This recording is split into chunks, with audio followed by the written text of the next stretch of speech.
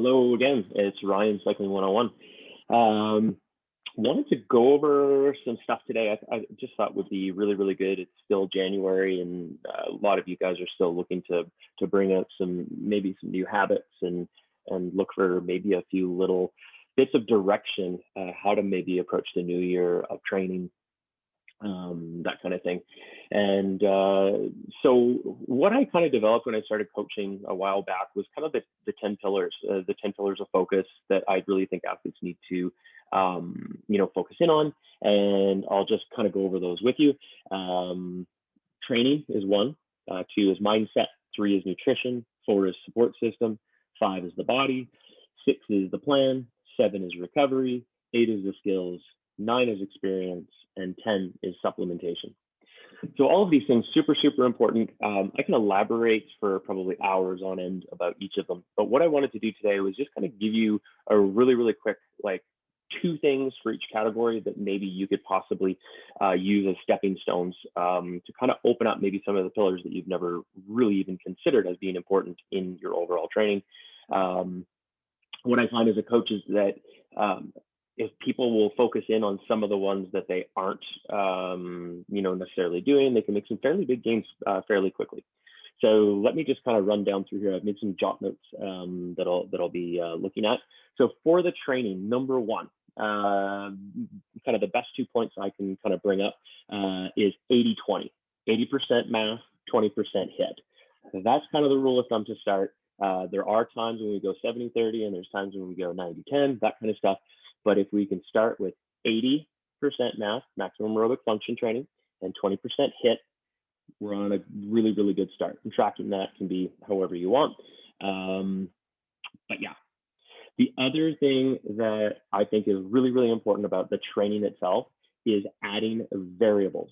So variables can be different bikes, so different bike disciplines. So you can be on a cross bike, a bike packing bike, a fat bike, a road bike, a mountain bike, gravel bike, you name it. I also think activities. So like if you're a cyclist, go for a run, go for a hike, a skate ski, whatever. Activities like that, cross training, absolutely amazing. Another variable can be terrain. Do stuff some days that's going like this, some like this, some like this. Change up that terrain, make it variable all the time. Pick different routes. Don't get accustomed, don't be a rat on the wheel kind of thing. And then weather. Weather is the other one too. Don't be a fair weather rider. Get out there, explore, see what it's like to get cold, get wet, get hot, all that stuff. Second thing, mindset. Mindset is really important, and I think that it's kind of always been understated, but mindset is way more important than anything else that you can possibly do. And so just making that acknowledgement that mindset is crucial.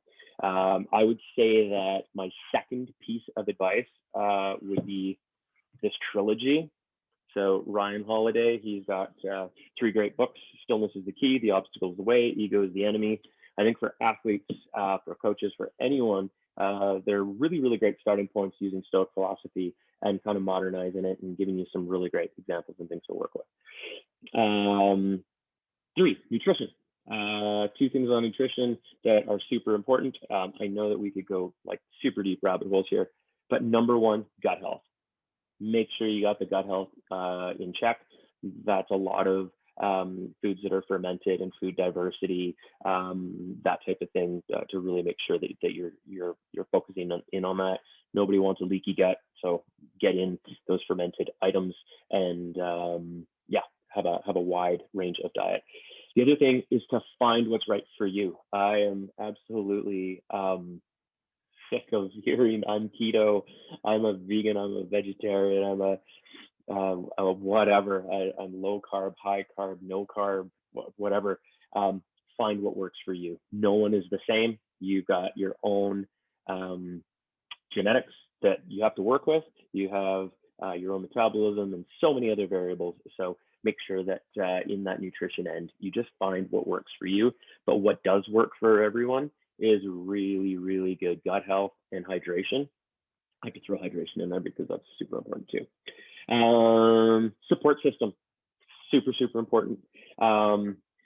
Nobody wants to have that friend that is training for that thing that becomes a complete a-hole for a prolonged period of time. Usually it's that year leading up. What we really want to see is we want to see a support system in place. So family, friends, coworkers, and beyond that, we want to have our massage therapist, physiotherapist, if we need them, a strength coach, an actual like overseer type coach, a generalist like myself.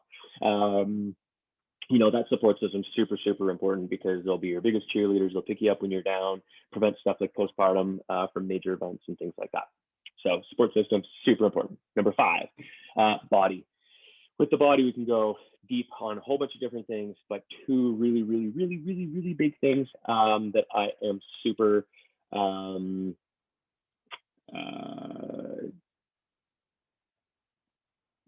how do I want to put that? I'm super energized about body awareness, figuring out what your body can and can't do, what the weaknesses are. Laying still really gives us that. Doing yoga, any range of motion, some flexibility, balance work, all of those things create body awareness. Even being aware of our bike or our body on the bike really can give us some deep insights into what we actually need to work on. As cyclists, though, the second thing I want to point out, posterior chain. You can have a strong core, but that posterior chain, all the stuff in the back. Peter Park's Foundation is a book that you must read if you are a cyclist. It's a given. It has saved a number of clients and athletes that I've worked with. It's like, yeah, the Bible. The plan, have a plan. When we talk about a plan, it doesn't have to be rigid. It can be flexible. You want to have a plan that allows a reasonable amount of life stresses and different things to come and go. And I have my own little theory that I use. It's a weekly periodization as opposed to a monthly periodization. And what it really does is helps to create consistency, creates good habits, all that kind of stuff. And then also with the plan, you want to, in the beginning of it, identify your strengths and your weaknesses.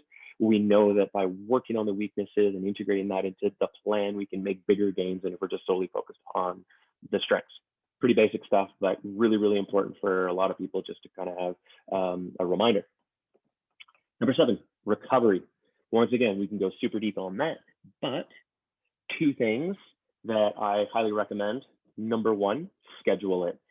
Everyone tends to schedule the interval, schedule the long rides, all that stuff. Schedule your recovery. It's just as important, if not more important.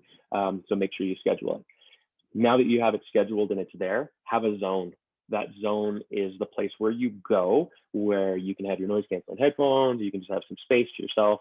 You will have all kinds of implements of destruction to be able to recover. And that could be like a foam roller. It could be, recovery legs. It could be anti-gravity chair. It could be a whole list of different things. If you want more of that, get a hold of me and I can give you a whole bunch of different things, but have a zone and schedule it. Skills with fundamentals. Go through your fundamentals. Don't get out on that bike in the beginning of the season and just start hammering because you've been hammering on the trainer. The trainer doesn't move, your bike does, side to side and all different planes.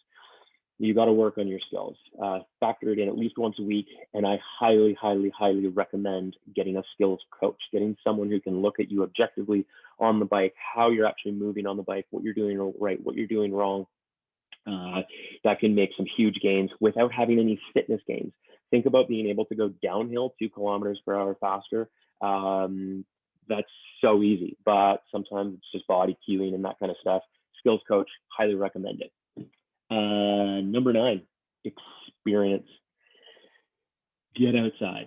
Riding indoors, riding a trainer, being in the gym, all that stuff is good. It's part of it, but if you want to be a good endurance rider, you need to get out, you need to get your hands dirty, you need to get flat tires, you need to break chains, you need to shift in properly, you need to ride in the cold, you need to ride in the wet, you need to ride in the hot. You need to start building a repertoire of ways of dealing and coping with different things. That bank of memories that we have and experiences is so valuable because the deeper we go in our training, not necessarily into the well, but deeper as far as like experience and adventures and getting out there, the more we'll have in the bank to pull up on when it comes time to race day. And or the big event or whatever it is you're doing. So super important to get out there. Don't be isolated. taking away the variables is great when you're trying to do an FTP test, or you're trying to focus in on a certain aspect, maybe pedaling dynamics. But when it comes to real life experience, nothing beats it, like going outside and biting off more than you can chew. Just make sure that when you go out and you kind of have that in mind, just be prepared. Have the essentials. Don't go out with nothing. Make sure you have the ability to to do whatever repairs or get yourself out of those situations if need be. Nobody wants to see anyone get hurt, but we want to push that little envelope. Number 10, supplements. This one here I kind of threw in at the end, just because not everyone can necessarily afford supplements or sees value in that. If you do have a really good diet, supplementing can be. The two supplements I would highly recommend, they come highly recommended by scientific research and a number of different coaches, trainers, high achievers. And those two things are a daily greens, preferably one with a pre and probiotic built into it. Have it every day, keeps that micronutrient level high, makes a little bit more of the rest of the calories you're bringing in a little less relevant. But it's just a great way to stay topped up and give you that little bit of a mental edge. The second thing is creatine. Creatine HCl. One of the things I've just kind of recently got onto, that bodybuilder myth, kind of debunked by Mark Bubbs and Ben Greenfield. Just all the scientific research and stuff that they have gone through indicates that it's super good for brain health, post-concussion recovery, fat metabolism, lean body mass, all kinds of great things. So if you're gonna supplement and you've got a limited budget, those are the two things I would go to. 200 servings of the creatine, I think, costs $35 on Amazon. Just wanted to throw that one in there. So yeah, those are just kind of the 10 pillars and kind of two things you could do in each to kind of bring up maybe your even distribution of your time throughout. Hope you took something from that, and we'll talk to you soon. Bye.